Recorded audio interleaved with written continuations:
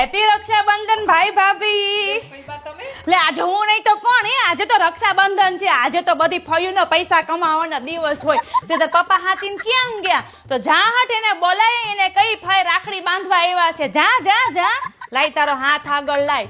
અને તું મને કેતો આ વખતે તું મને શું આપવાનો છો રક્ષાબંધનમાં? દર વખતની જેમ છે ને 2000 રૂપિયા આપીને ના ઉભો રહે તો 2000 રૂપિયામાં તો છે ને નોકિયાનું ડબલું હોત નથી આવતું.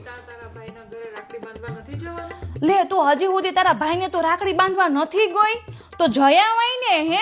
હા તો મારી વાત થોડીક જોવાની હોય. હું તો ખાલી અહીંયા રાખડી બાંધવા જ આવી છું. અને રહી વાત જમવાની તો જમવા માટે તો મારી પાસે 365 દિવસ છે ગાંડી.